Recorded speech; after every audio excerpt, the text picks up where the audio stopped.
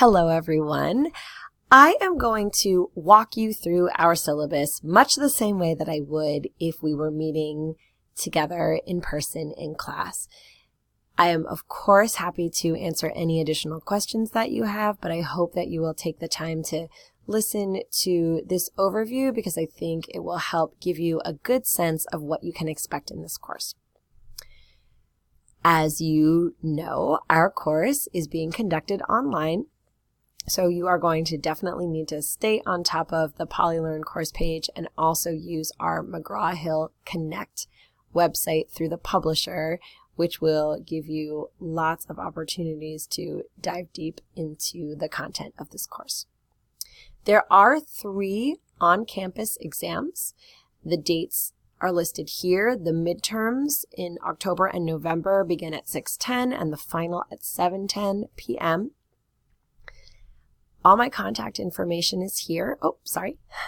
You are welcome to call me, but generally email is the fastest and most efficient and effective way to reach me, so I strongly encourage you to contact me that way. I am also thrilled if you want to come to office hours. You'll see I have scheduled office hours on Thursday and Friday mornings each week, but I can also make myself available at other times, and we can even meet online if that's preferable to you. So don't hesitate to reach out if there are times when you want to meet with me outside of those couple of hours that I have dedicated specifically already to office hours for this course. I have also noted, absolutely, as I said, email's the fastest way to reach me. Every now and then my inbox gets flooded really quickly. So typically, if you haven't heard from me, it just means I am slogging through messages and I will get back to you. Flag a message as urgent, put that in the subject line if it really is time sensitive. But otherwise, I'd ask that you give me up to 2 business days, and then if I haven't responded, then please feel free to contact me again just to make sure that your message didn't get lost in the shuffle. I'm not going to read the course description or the objectives to you, but I encourage you to take a look at them to make sure you really understand what's expected of you and what you can expect to be able to do by the time you finish this course. As you've probably already recognized, our required textbook is an ebook that you can gain access to through the purchase at the Cal Poly bookstore. And that also will give you access to the McGraw-Hill Connect website, which is used to complete homework. It provides study materials, and you can also access the software needed for your very significant diet analysis project. There are also a lot of resources posted right on our PolyLearn page. And if you watch the video about getting started with the course, I give you more information about those.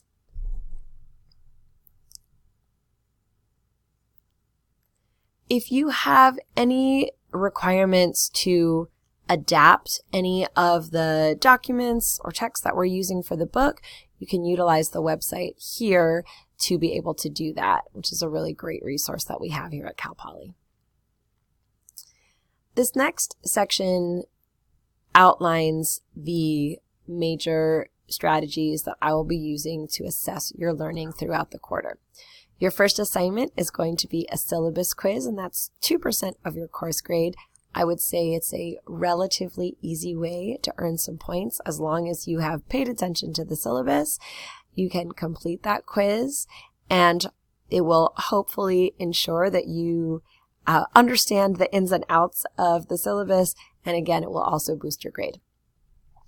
You will be completing 2 assignments that we are calling take action assignments, kind of using that learn by doing approach, of course, that we always try to incorporate into courses here at Cal Poly. They are based on information that you are reading in your textbook and learning about through the lectures posted online, etc. For each one, I encourage you to take time, plan ahead, make sure you have enough time to complete those assignments thoroughly. There are 2 online discussion forums, since interacting with your peers is often a really important part of the learning experience. We are getting at least a taste of that in your online class. One of our take action assignments is also an online discussion, but there's a bit more that you have to create and post. These other discussion forums are going to require you to reflect on and react to information from the book and some supplementary resources, and then engage with your peers in a conversation about those materials. The next item that you are graded on is short assessments that are associated with each of the chapters that we will be reviewing for our course.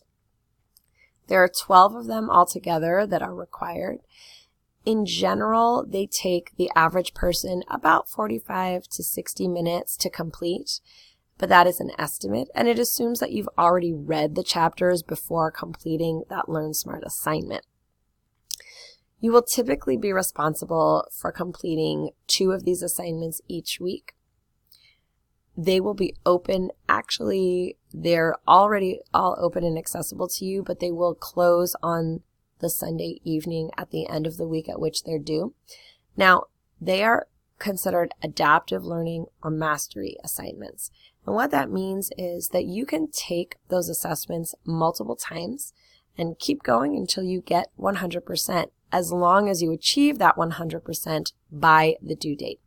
And because of some flukes in the system, I would encourage you, once you've achieved the 100 or a score that you are happy with, don't go back and work on that assessment again until after the due date, just to ensure that the score that is reflected when we look at the course page after your assignment is due is the one that you want to keep and the one that we will have in the grade book.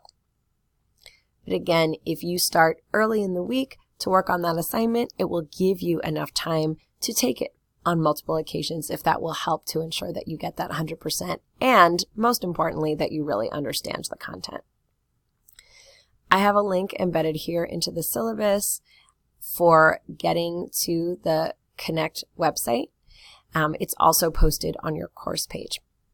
A quick note here too, that those Learn Smart assignments, there are 2, one in week 1 and one in week 10, that are optional. They won't count toward your grade, but they will help you in reviewing the content for those chapters, and that content will be reflected on your exams.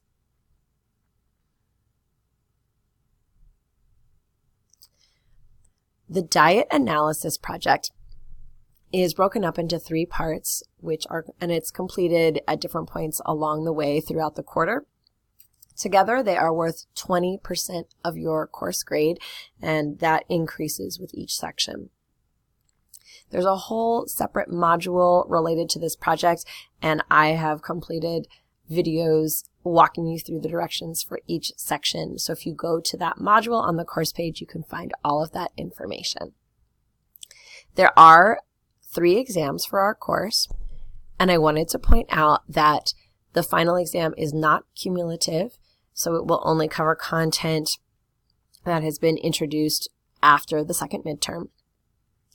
You cannot take the exams if you fail to attend the scheduled exam sessions, so please be sure to make note of the times and locations for each of those exams so you can be sure to be present and prepared.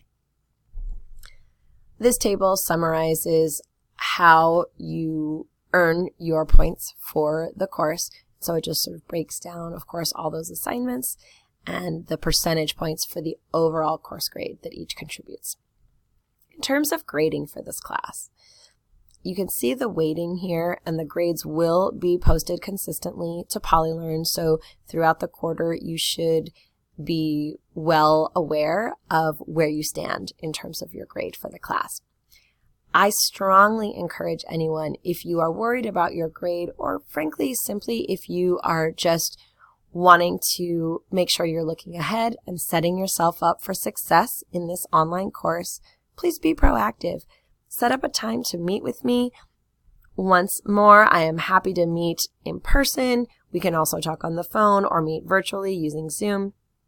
And of course, use the resources that are made available to you.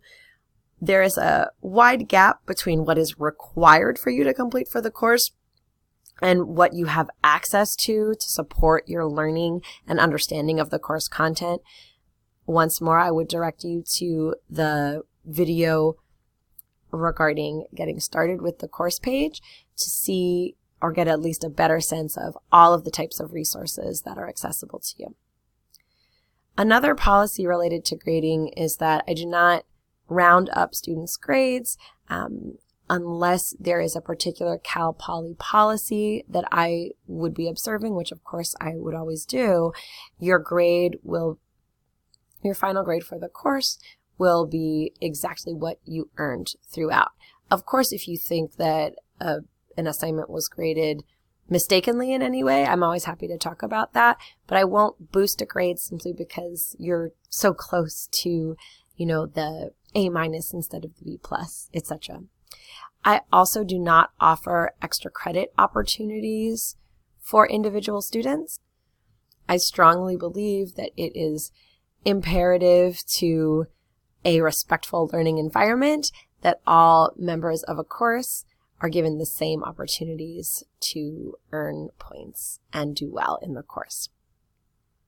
You can see here how the grade distribution will work in terms of how many percentage points you need to earn in order to achieve a certain letter grade.